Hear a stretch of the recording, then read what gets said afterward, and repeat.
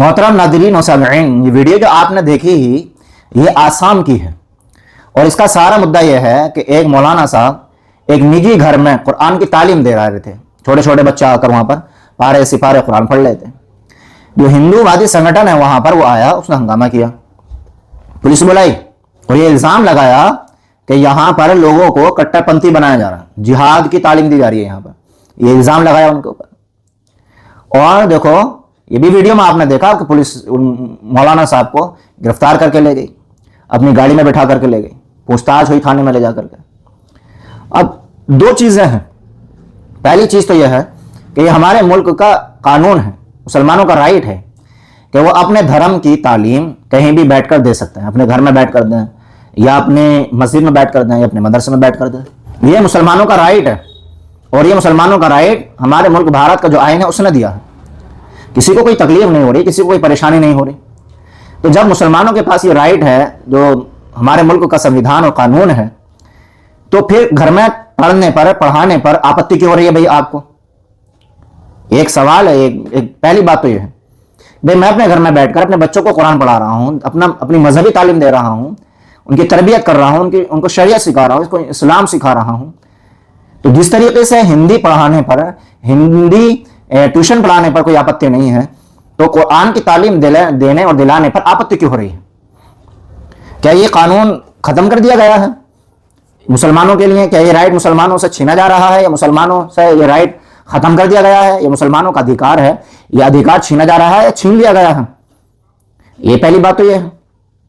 और दूसरी बात यह है कि भाई आपको किसने बता दिया कि जहां कुरान की तालीम होगी, जहां इस्लाम की तालीम होगी, वहां जिहाद की तालीम होगी, वहां लोगों को मानसिकता के तौर पर जिहादी बनाया जा रहा है? ये आप कैसे कह सकते हैं कि आपने कुरान नहीं पढ़ा, कुरान की तालीम से आप वाकिफ नहीं है और आप जाने क्या कि जिहाद होता क्या है? आपको क्या पता? जिहाद होता है जुल्म को मिटाने का, मजलूम को जुल्म से बचाने का, जालिम को जुल्म से रोकने का और मुल्क में, इलाके में शांति फैलाने का और जो शर और जो फसाद फैल रहा है उसको खत्म करने का। कि औरतों को औरतों का अधिकार दिया जाए, बच्चों को बच्चों का अधिकार दिया जाए, बड़ों को बड़, यानी जो जिसका अधिकार है उसको दिया जाए। इसका नाम जिहाद है। अब ये चीज वहां होती है जहां इस्लामी हुकूमत होती है। अब यहां इस्लामी हुकूमत नहीं है तो यहां तो हो नहीं सकता। अब यही काम जो है हमारी फौज करती है, हमारे सिपाही करते हैं। कभी कोई जालिम होता है तो उसको सबक सिखाते हैं, उसको रोकते हैं। कोई मजलूम होता है तो उसकी मदद करते हैं। कोई माफिया होता है तो उसको ठिकाने लगाते हैं, उसको समझाते हैं, उसको उसके अकल ठिकाने करते हैं। मुल्क पे हमला करते हैं कोई दुश्मन तो उसके हमले का जवाब देते हैं। ये हमारी देश की मीडिया कर, हमारे देश की जो फौज है वो करती है। इसलिए तो हमारे देश का कोई फौजी, कोई पुलिस वाला, कोई अगर शहीद अगर मारा जाता है दुश्मनों के द्वारा तो उसे शहीद कहा जाता है।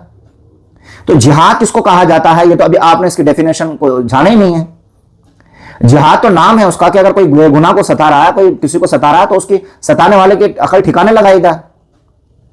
इसीलिए हमारे नबी रसूलुल्लाह सल्लल्लाहु अलैहि वसल्लम जब अपने सिपाहियों को जिहाद की तालीम दिया करते थे तो ये भी कहा करते कि देखो बच्चों से कुछ नहीं कहोगे, औरतों से कुछ नहीं कहेंगे, जो उनके धार्मिक लोग हैं उनसे कुछ नहीं कहेंगे, जो उनके धार्मिक स्थान है उनको आप ढाओगे नहीं, उनको गिराओगे नहीं। ये हमारे नबी तालीम दिया करते थे। तालीम ऐसे कोई काम नहीं करेंगे जिससे किसी को नुकसान हो। हाँ, जो जालिम है और जो मजलूम को सता रहे हैं, जो कमजोर को सता रहे हैं, उनको ठीक करेंगे। ये हमारे नबी तालीम दिया करते थे।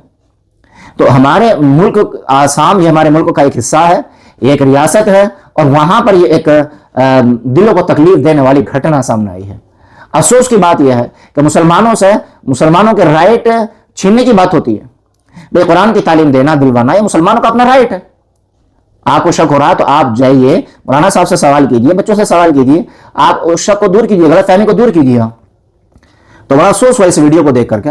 आपसे गुजारिश है कि जहां कहीं भी हैं शांति के साथ रहें और मुल्क भारत की उन्नति तरक्की के लिए दुआ करते रहें, भाईचारगी के साथ वक्त गुजारें और अपने कारोबार में दिल लगाएं, प्यार मोहब्बत इत्तिफाक इत्तिहाद के साथ वक्त गुजारें। ये हमारे मुल्क भारत की बहुत बड़ी आन बान शान है। इस वीडियो को आप ज़्यादा से ज़्यादा शेयर कीजिए, कमेंट बॉक्स में अपने ख्यालात का इजहार ज़रूर कीजिए।